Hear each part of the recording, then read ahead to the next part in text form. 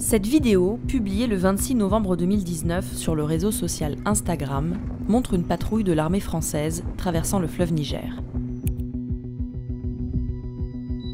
Elle a été filmée à proximité de la ville de Gao, dans l'est du Mali, zone dans laquelle sont déployés les militaires de l'opération Barkhane, la mission française luttant contre les groupes armés djihadistes au Sahel.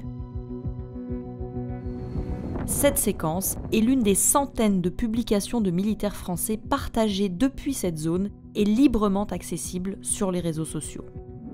Ces publications, souvent anodines à première vue, laissent parfois entrevoir des informations sur les dispositifs de sécurité des bases militaires, les équipements utilisés et les itinéraires des patrouilles. Plus grave, sur un autre réseau social, lié à l'application mobile de footing Strava, nous avons identifié plus d'1 millier de profils publics de militaires français.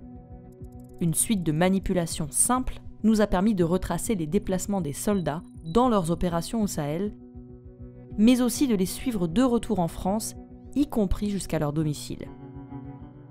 Nous avons notamment pu identifier et suivre plusieurs membres des forces spéciales, des soldats d'élite dont l'identité est protégée en raison de la confidentialité de leur mission. Toutes ces informations sont autant de failles potentielles dans la lutte contre les groupes terroristes, parmi lesquels Al-Qaïda au Maghreb islamique. Disponibles publiquement sur Internet, elles sont susceptibles de compromettre gravement la sécurité des militaires français et le secret de leurs opérations. Ces risques ne sont pourtant pas nouveaux et sont connus du ministère des Armées. Depuis 2012, il communique notamment aux soldats un guide du bon usage des réseaux sociaux sans ambiguïté sur le sujet. Il est interdit de diffuser tout contenu lié à l'opération sur vos profils. Quant aux risques liés à l'utilisation de l'application Strava par des militaires, ils avaient déjà été en partie exposés par le New York Times en 2018. 2 ans plus tard, ces problèmes persistent. Nous révélons leur ampleur et l'inaction des services concernés.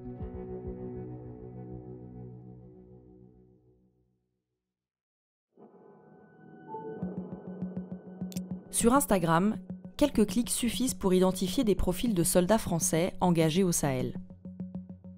Il suffit par exemple d'opérer une recherche par localisation et d'entrer le nom d'une ville où les forces françaises ont installé l'une de leurs bases. Le réseau social affiche alors toutes les images identifiées par ses utilisateurs comme ayant été prises sur place. Ce type de recherche nous a permis d'identifier plus de 1500 photos et vidéos publiées par des militaires français. Plusieurs images, par exemple, montrent clairement un poste de garde. Sur cette vidéo, publiée le 27 mai 2020, un militaire de la Légion étrangère filme l'une des impressionnantes tempêtes de sable de la région. On y distingue nettement un talus en arc de cercle et les chicanes qui protègent l'entrée du camp. En comparant ces informations avec une vue satellite récente de la base de Gao, on retrouve le même agencement d'éléments. Il est ainsi possible d'identifier le poste de garde depuis lequel a été filmée la vidéo.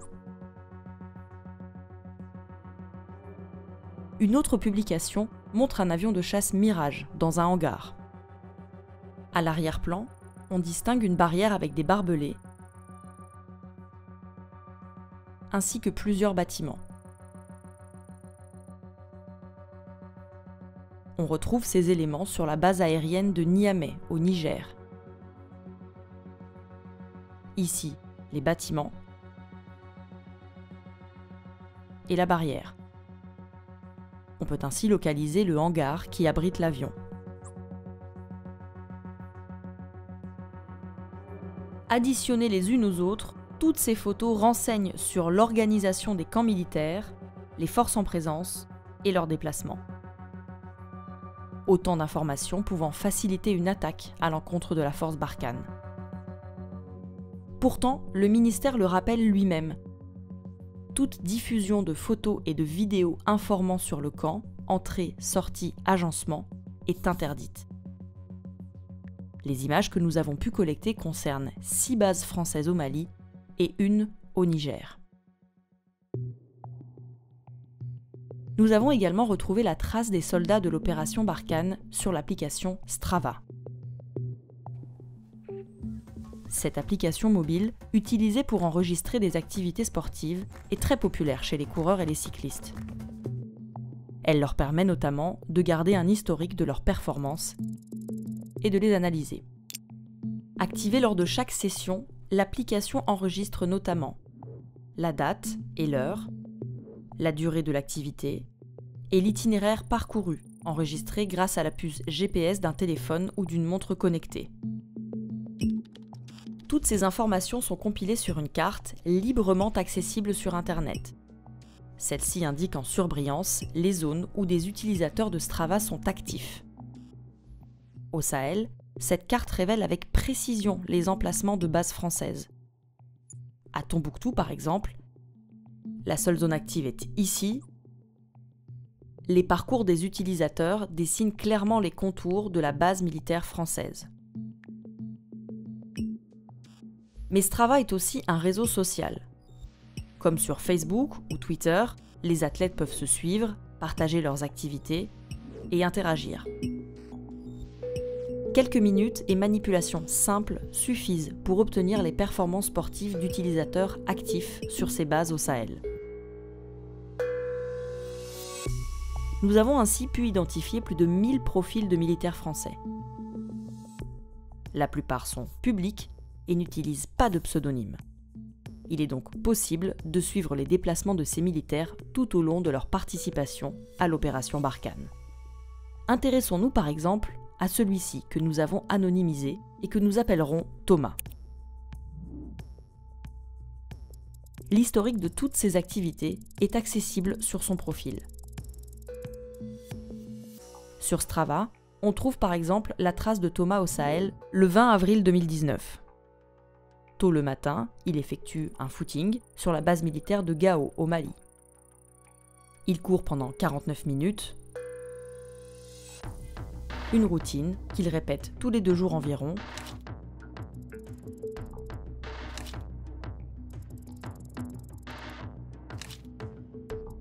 jusqu'au 15 mai 2019. À partir du 18 mai, il n'est plus sur la base de Gao. On retrouve sa trace sur la base de Gossi, toujours au Mali.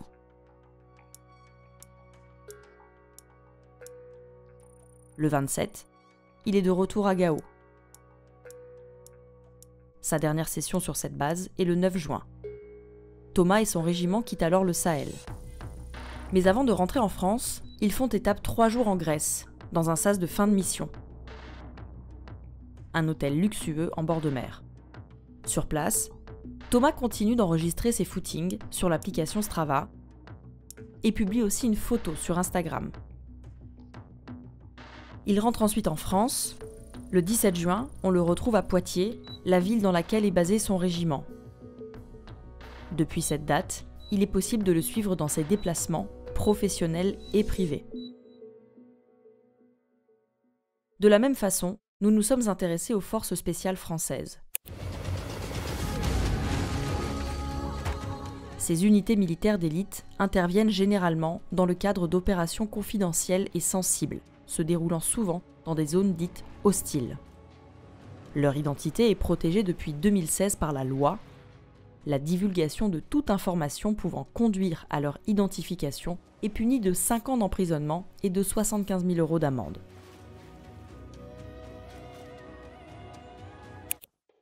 Pourtant, sur Strava, plusieurs dizaines d'entre eux contribuent largement à diffuser ces informations par eux-mêmes sur des profils publics. Observons celui-ci par exemple, que nous appellerons Alexandre. Comme sur le profil de Thomas, nous pouvons suivre ses déplacements en opération au Sahel. À partir du 6 août 2018, il est au Burkina Faso, près de Ouagadougou, sur une base utilisée par les forces spéciales. Il se déplace ensuite à plusieurs reprises au Mali. Et de retour en France, Alexandre continue d'enregistrer ses activités sportives sur Strava, y compris celles qu'il effectue dans sa vie civile. Pour des raisons évidentes de sécurité, nous avons modifié et anonymisé ces informations.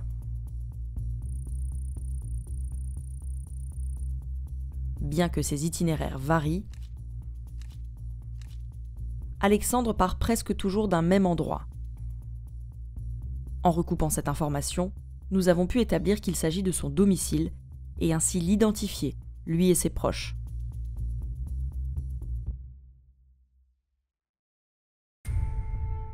Mis bout à bout, tous ces éléments sont susceptibles de compromettre gravement la sécurité des militaires français et de leurs opérations. 2 semaines avant la diffusion de cette vidéo, nous avons fait part de ces informations au ministère des Armées.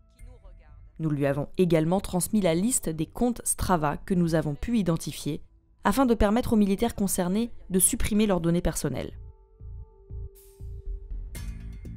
En réponse, l'état-major n'a pas souhaité nous dire s'il avait connaissance de l'existence des profils Strava identifiés par Mediapart, ainsi que des publications Instagram de soldats de Barkhane. Mais il assure que les armées se sont engagées à sensibiliser les militaires avant tout déploiement, notamment à travers le fameux guide du bon usage des réseaux sociaux. Il ajoute également qu'est interdite la publication de tout matériau numérique en lien avec les forces déployées. 2 semaines après nos alertes, et en dépit de cette interdiction, l'immense majorité des profils que nous avons pu identifier étaient toujours accessibles en ligne.